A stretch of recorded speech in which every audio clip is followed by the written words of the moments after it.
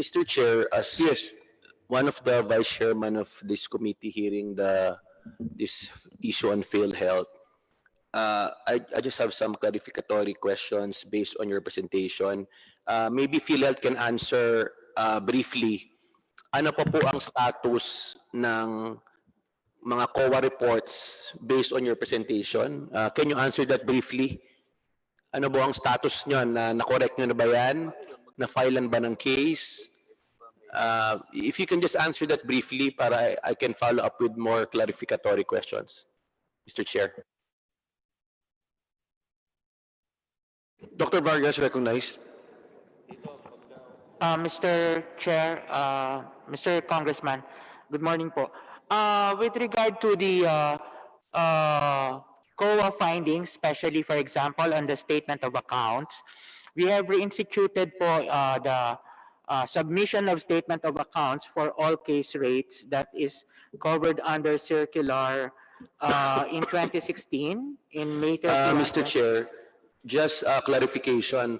My question is simply, ano ba po ang status niyang observation? Because, Mr. Chair, after an observation, if the COA is not satisfied, it becomes a disallowance.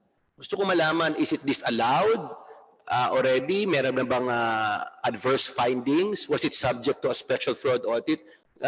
Please answer briefly lang po. After the observation was made, were you already issued a disallowance?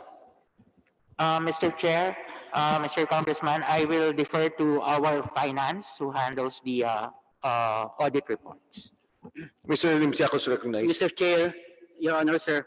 On the part of the case rate, sir, we Philhealth submitted to COA Commission proper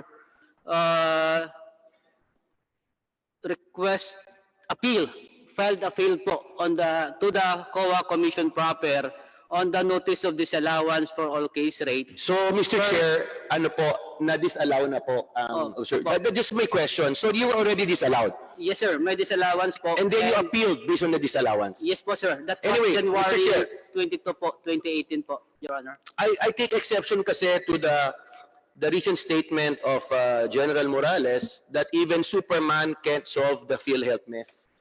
So, ang point ko lang, it's incumbent upon this committee, this body, to help resolve the issues surrounding Philhealth, which is very, kumbaga, endemic. Baka nga maging pandemic na. Kailangan kasi in the preparation of the committee report, gusto namin dito sa Kongreso ay maka-offer kami ng solution. So, we are not Superman, but we want to solve this issue, no? So, basically, can you answer this question?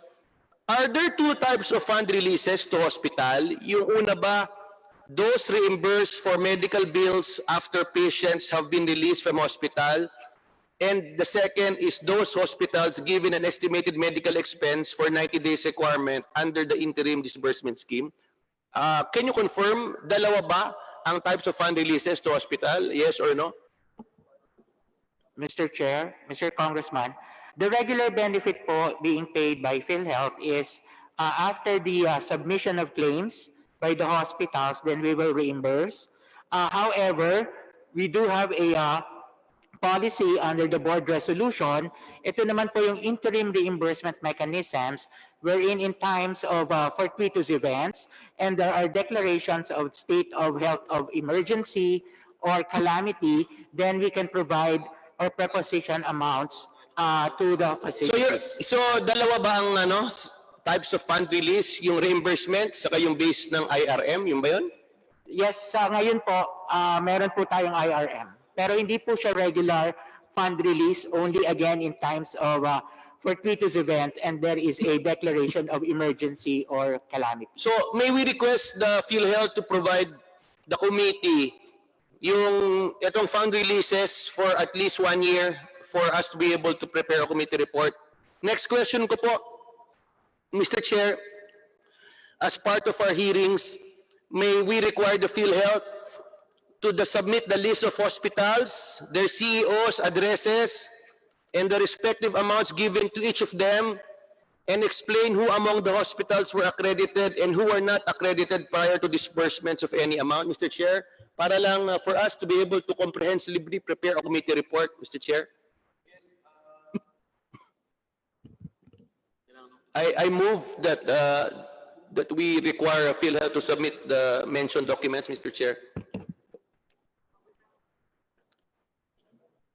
Yes, also in support of the motion of the Honorable Villafuerte, kasi po meron na silang actual cases ng fraudulent cases. Kung pwede lang isubmit yun sa mga ospital at saka po yung letter ninyo sa COA. So the Philhealth is ordered to submit the particular cases that are pending, fraudulent cases of hospitals and personnel, including the COA letter for reconsideration on the rejection of the all case rate approval. So ordered. Thank you, Mr. Chair. I've been reading the papers and recently si Senator Ping Lacson has exposed that marami pong nabayaran na hindi accredited. And in the recent hearing, they pointed out a hospital from Katarman na hindi accredited and yet nabayaran. Can you confirm this? That there are unaccredited, there were hospitals that were not accredited and yet reimbursed by Philhealth? Yes or no? Mr. Chair, with regard to reimbursement on regular benefits, we can pay or reimburse hospitals even if not accredited, but with conditions if it is licensed and only during emergency cases. However, I think, sir, the other one that you are saying for the Qatar ban is on the IRM. So- May I clarify lang, sir? Yes, yes. Yung sa Katarman, sa IRM, in fact, you made advances pa nga, hindi nga reimbursement. Di ba po? Tama po ba? The Katarman po, as per record, is accredited. Anyway, while you're looking for that, yung tanong ko lang kasi, so what is the point of accreditation kung ipaparehas mo lang ang pag-treatment sa accredited at hindi accredited? What's the point of having it accredited? Why do it? What's the point? Sir, again, Mr. Chair, again, Mr. Congressman, the payment for reimbursement, especially for non-accredited, only happens when it is licensed and during emergency cases po. However, if not an emergency case, it is not being paid by Philhealth. Hindi, yeah. Sige, emergency nga. Ang point ko nga kasi nga is, maraming government hospitals na nagsiservisyo, hindi nababayaran, and yet you prioritize private hospitals. So ang tanong ko lang, ano ang ratio for this pandemic? Ano ang ratio ng binayad nyo as private sa public? Yung sa IRM. IRM muna tayo.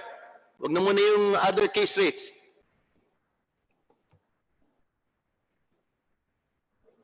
Sir, Mr. Chair, we will provide po the data. I don't No, wala ka have bang rough figure? I read in the papers that you paid more to private than public hospitals.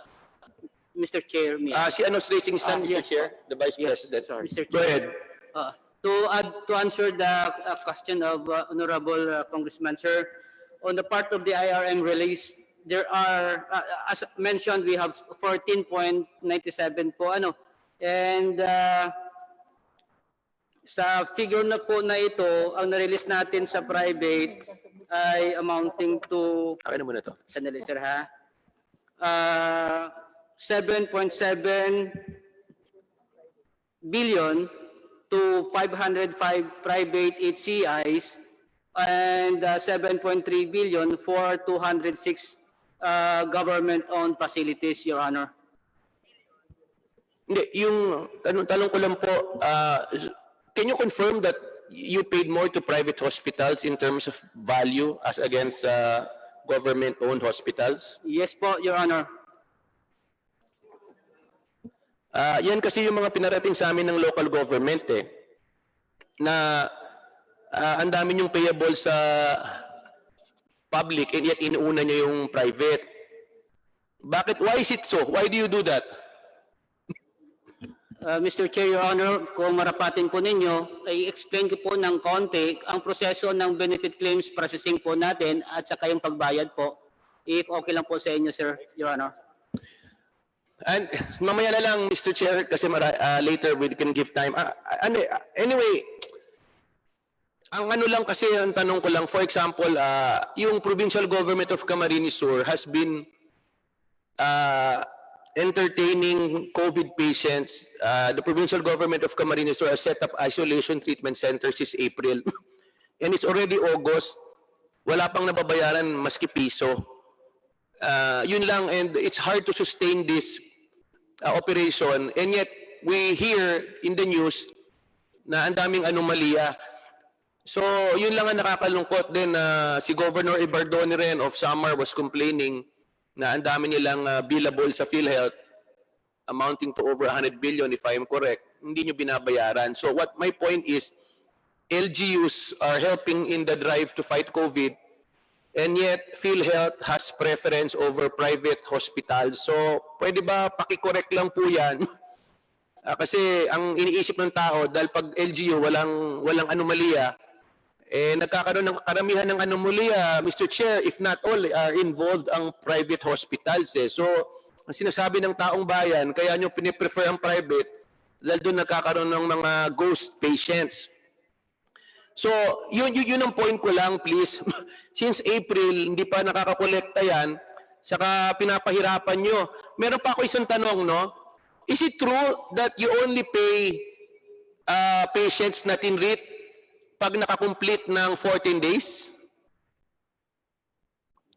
And if they do not complete the 14 days, the hospital cannot reimburse or collect?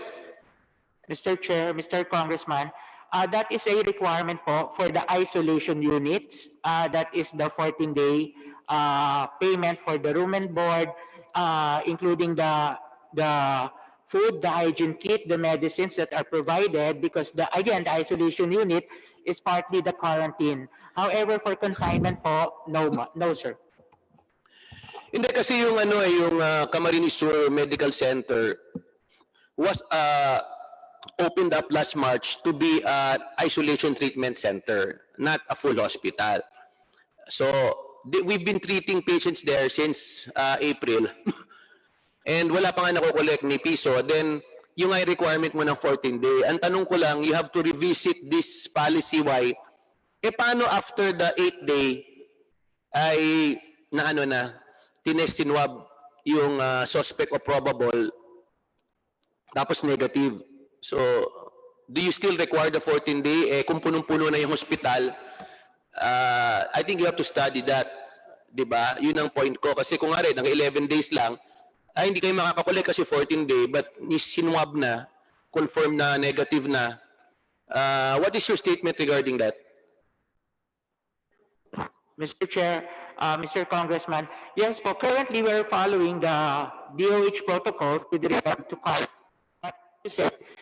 we will review, but we will be asking also the current protocol. Anyway, please review. Tapos itong tanong ko, no, as part of the hearing and investigation, Mr. Chair, para talagang we can really dig deeper and help solve this issue, I think we should require PhilHealth to submit all the personnel involved in the processing of applications and approval of accreditation, Mr. Chair.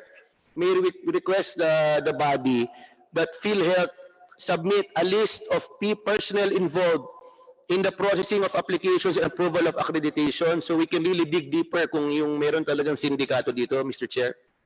Yes, not only the application for accreditation, pero yung mismong pagbayad, yung pagbayad doon sa how the process of payment for claims benefits.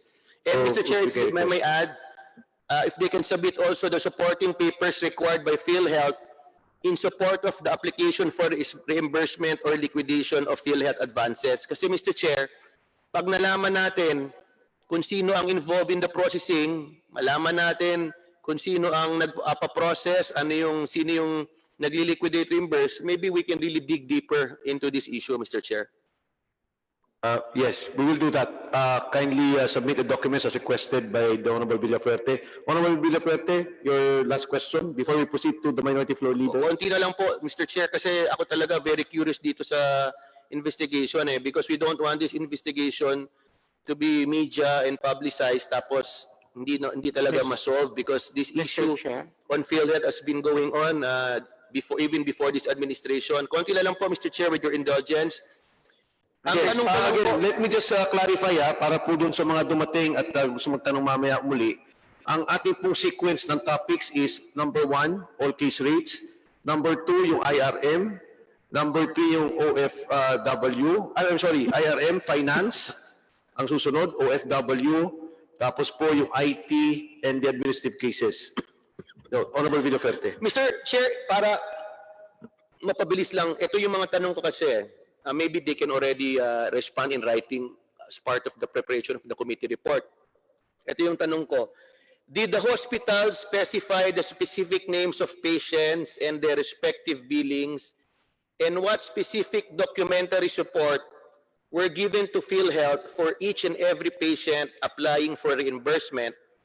And what specific documents to support the Philhealth advances and the liquidation of advances to Philhealth?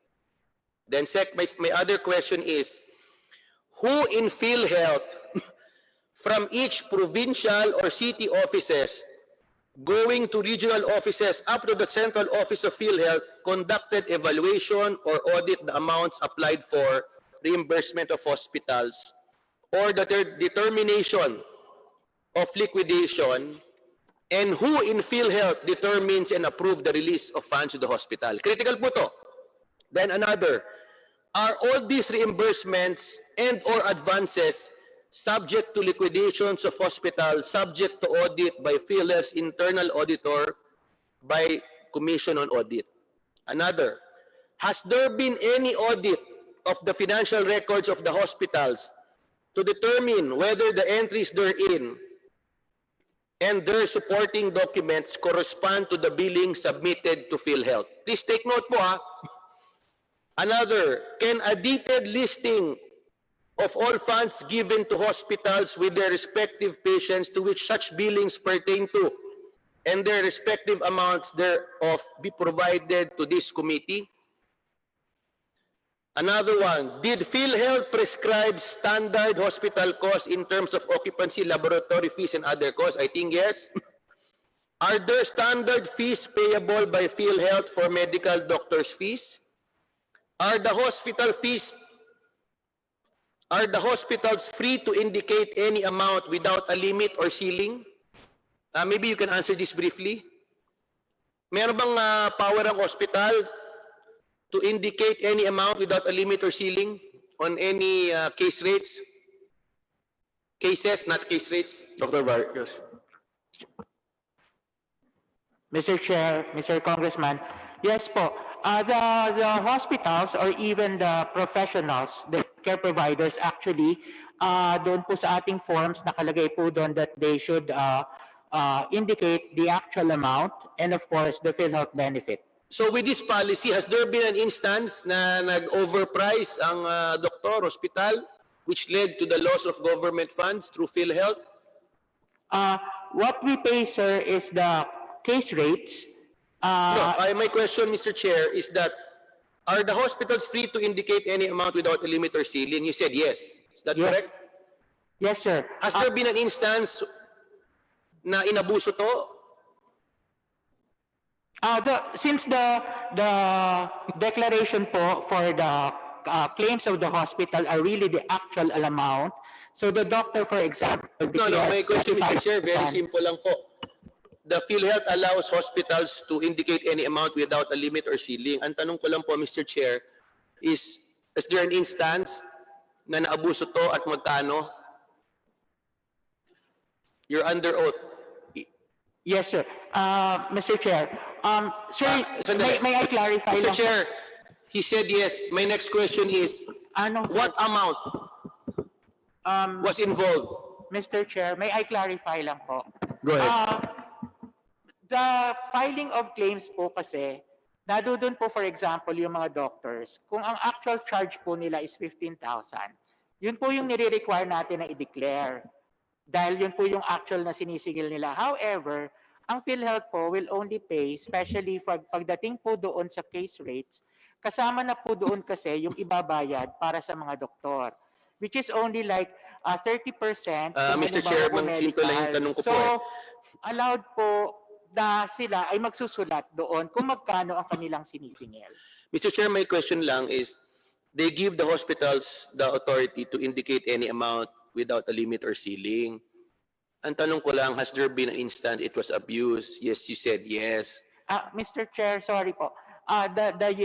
So you're correcting your statement? Yes, sir, because it was not the yes part was not on the answer to the question, but So I will ask Dr. Vargas, if I may clarify, Honorable Villafuerte, yung hospital po pwede silang mag-charge, pero ang PhilHealth, naka-case rate po sila. Yes po. So Yes, kung Mr. kunyari Chair. po, chinarge ng hospital 20,000, pero ang case rate 15,000, 15,000 lang po ang babayaran ng PhilHealth. Go Yes, ahead, Mr. continue. So my question, are the hospitals free to indicate any amount without a limit or ceiling? The actual, sir, they can actually declare, they should declare actually the actual po. No, yes or no lang. Are the hospital free to indicate any amount without a limit or ceiling? Yes or no? Yes, sir, under the actual. So they're allowed to Dr. indicate Vargas, any amount. Honorable Villafuerte, Dr. Vargas, yung pong problema ng ospital sa kanila po yun. Hindi niyo po problema yun. Di ba ho? Kung ang ceiling, kung ano man ang policy nila, bahala sila doon. But you have a case rate. Yun lang Yes, po sir. yung sagot doon. Go Yes, ahead, Honorable No, Villafuerte. yung tanong ko nga is, has there been an instance na hindi nyo follow yung case rate because the hospital charge a higher limit? No, sir, we only pay for the case rates. You only pay for the case rate. Ito Mr. Chair, importante sa akin to lang eh, kasi while the public is demanding the suspension, leave, removal of PhilHealth officials, Mr. Chair, we still follow the rule that they're innocent until proven guilty. Tama po ba, di ba, Mr. Chair? However, ang tanong ko sa, maybe if General Morales and the Vice Presidents here can agree, ang tanong ko, if they're saying they're innocent, public is listening, it's very important. Can I ask PhilHealth officials if they have no objection if we will request for an AMLC verification of their bank deposits and bank transaction, Mr. Chair? Do we have General Morales in Zoom? Andiyan na po ba si General Morales?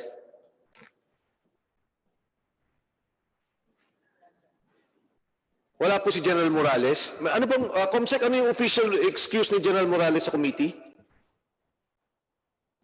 Sir, he was here a while ago, but he's, I think, sir, he left the Zoom conference now. He's not in the Zoom interface, sir. So, kasama natin si General Morales earlier, tapos ngayon po nawala, no?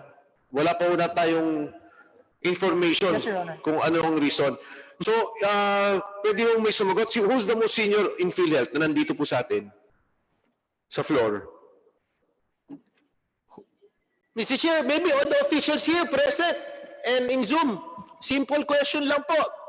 If they're innocent and they're not hiding anything, are they willing to sign a statement that the AMLC can verify their bank deposits or bank transactions? Kung wala po silang ginagawang anomalya, walang ninakaw sa gobyerno, are they willing with no objection, Mr. Chair? Sige. Deputy Speaker Elray, that would be the last question. I will be asking them one by one. Sa ating po mga kasama nandito, isa-isa po, are you willing to sign a waiver for the AMLA? Go ahead. Yes, Mr. Chair. Yes. Okay. Yes po. Yes, Mr. Chair. Yes, Mr. Chair. So, What about the persons at the back? it here that all those in plenary, and I would think in Zoom, andyan po ba yung mga kasama natin sa Zoom, lahat po ay pumapayag na pumirma for an AMLAC waiver. So maraming salamat po sa inyo. Honorable Mr. Chair, ano lang ha, let's verify. We only heard 4 persons here. Maybe... No, I saw all of them say yes. Okay. Honorable Villafuerte. And what about the PhilHealth officials in Zoom po? Para lang clear that, they're doing this freely and voluntarily. Before we proceed, there's I see the Honorable Barbers raising his hand. May gusto po bang katanungan? If we can unmute the Honorable Barbers. before we proceed to the Honorable Abante, go ahead, Congressman Barbers. Thank you, Mr. Chair. At pasensya na po.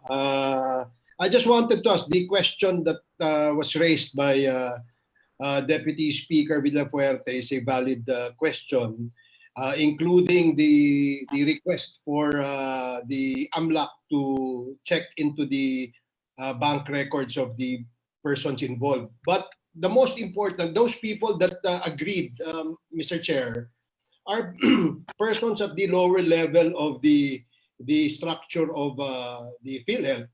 Sorry to say this, but I guess if we would insist on asking them to waive their rights on their bank secrecy, we should ask General Morales, all the SVPs and all the RVPs of the Philhealth, because this is where the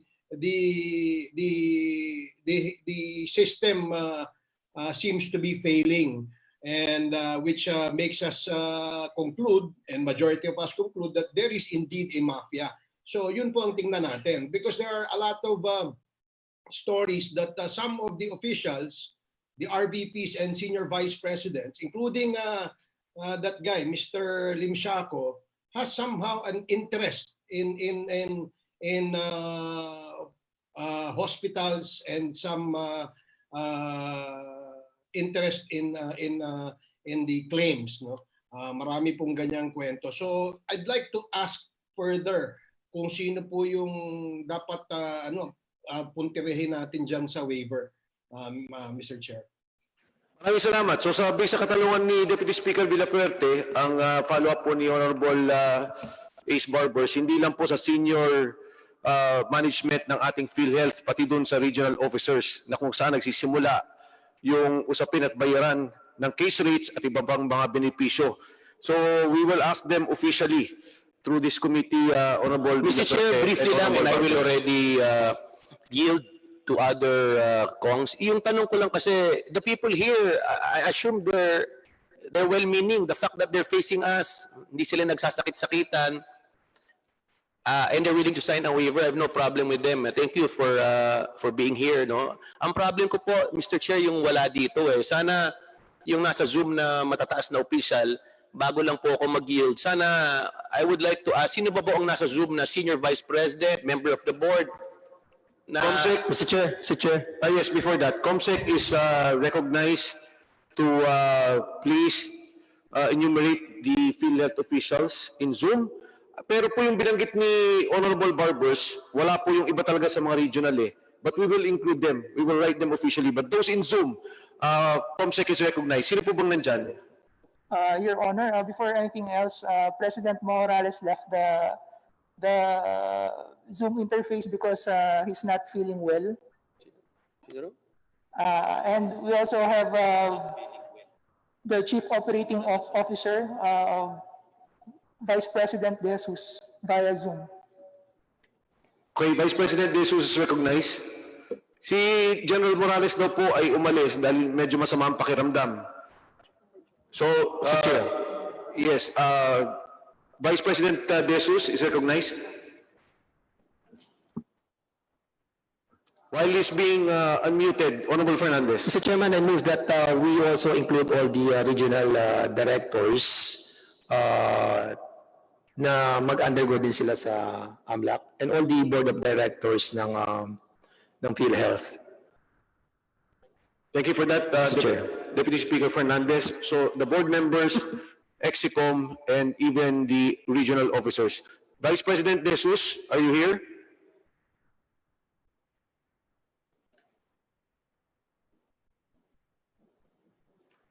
Sino pa, Comsec, yung kasama natin sa Zoom? Your Honor, we also have Vice President Oscar Abadu. Yes, Your Honor. Abadu. Yes, go ahead. Tanong lang po nila, yun lang po waiver sa AMLA, kung willing po kayo. Yes, Your Honor. Salamat. Sino po ba? Sino next? Si Comsec? Who's next? Your Hindi. Honor, Yung sino pa ba yung isang vice president dyan na bago lang before I yield to the chairman? Importante po to, the public is demanding this and I really admire people who said yes.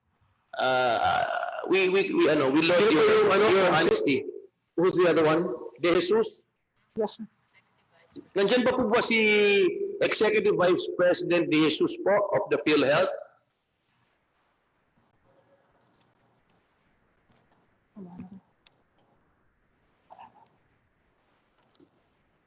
Sir, he's not available now. Tingnan dyan, Comsec. Vice President Abado, sir. Si Yes, Your Honor. Ayan, go ahead. Your request for waiver. Mr. Okay, Chair, sit down. siya pa po ba si Vice President De Jesus? No, sir. Can you state your name, sir, for the record? I'm Oscar Abadu. Sir, are you willing to sign a waiver that you're willing to let AMLAC verify your bank deposits or transactions? Yes, Your Honor. Thank you, sir. Thank you. What about si De Jesus po, sir? De Jesus. VP, kung may mga kasama na po kayo dyan, baka pwede na pong sila na rin ang magsalita dyan para, yan, mas malinaw na ho. Yes, sir. Good morning, Mr. Chair. I'm the Corporate Secretary, Jonathan Mangawang. I'm willing to give AMLAC authority to inquire into my bank accounts. Salamat po. Attorney Mangawang. Next. Thank you. Mr. Chair, Walter Bacaresa po, I'm also willing to be subject to AMLAC. Salamat po. Thank you. Thank you. So if there go ahead. Ito pa.